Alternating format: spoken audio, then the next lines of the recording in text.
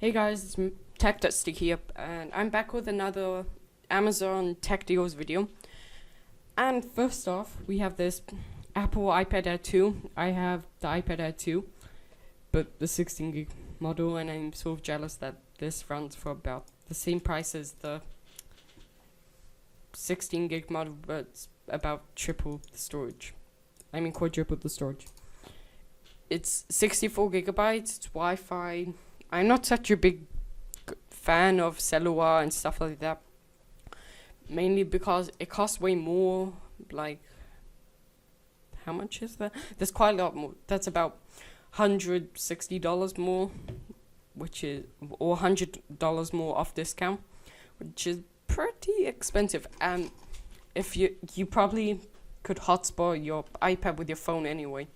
So I don't really see the point of having cellular unless you want to get it for your kid and you just want them to have Wi-Fi anywhere. It's a great iPad for, well, anything really. It's good display, very fast, Touch ID, very light, thin. You can't complain about this. I've had it for about 2 years now, and it's still staying strong. So you could probably get this, and in about 1 or 2 years it'll be outdated a bit. But I was so disappointed when Apple didn't announce the iPad Air 3 last year. But if they don't launch it this year, which they probably will, they will definitely launch it this year because a lot of people want it. And unless they want everyone to buy the iPad Pro, which is pretty unlikely. But next off, it's the Razer Blade 14. It's got Quad HD, touchscreen, gaming laptop, 256 gigabyte SSD, and with a NVIDIA GeForce GTX 970M. So you could run a lot of games at pretty high settings with this thing and at 60 frames per second. It's thin, it's light, it's powerful. It's what I would call the best laptop in the world. Yes, it is expensive, very expensive. $2,200 expensive. But it's $200 off, which is, well, 8%. But it's a 14-inch laptop, which competes with a 15-inch Retina MacBook Pro. Yes, it is only 14 inches, but it's probably way more powerful. And this thing you can game on, where on a MacBook Pro, don't even try gaming on. Plus, this has 16 gigabytes of DDR3, which is like the MacBook. i7 like the MacBook. But it runs Windows 10, which is better for gaming. And it's got a GTX 970, which is awesome. Next is the Razer Diamondback Chroma I can't read the word, gaming mouse. This is probably for claw type grips on gaming mouse. I wouldn't get this. Well, it's only because of my personal thing. I'm more of a palm guy. But if I could have this on a mouse that would be comfortable for me, I would definitely get the Centum. It's 16,000 DPI, which is great for very small movements. It's got a pretty good scroll wheel, which I've heard. And it's RGB, which is, if you're into that stuff, awesome. It says it's the world's most precise gaming mouse. Probably isn't, but it's probably very close to being the most precise gaming mouse ever. And, well, it's $13 off, 14%, so $76, which is in the territory of a G502. I think you shouldn't go for the G502 if you're a claw guy, and go for this, but if you're a palm guy, you probably should go for the G502.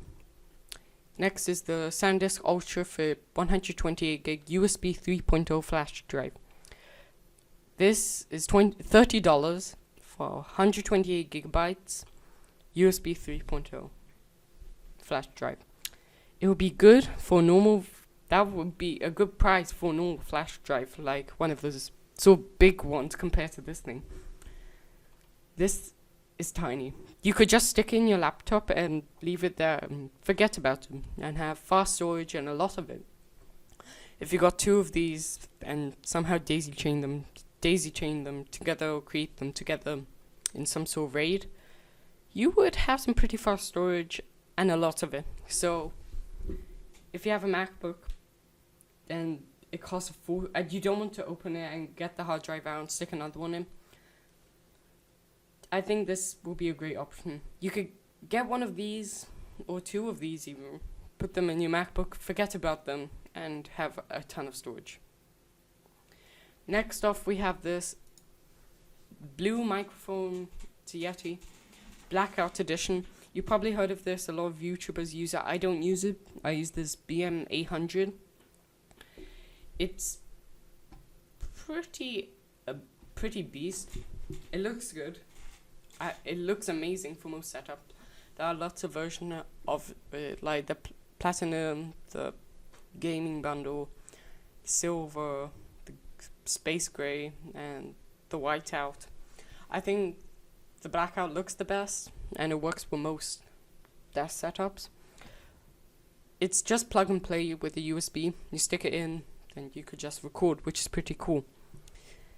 It's $35 off basically. $115. It is a tiny bit expensive. If not all about colors, you could get the normal model for $99. But if you're like me and you sort of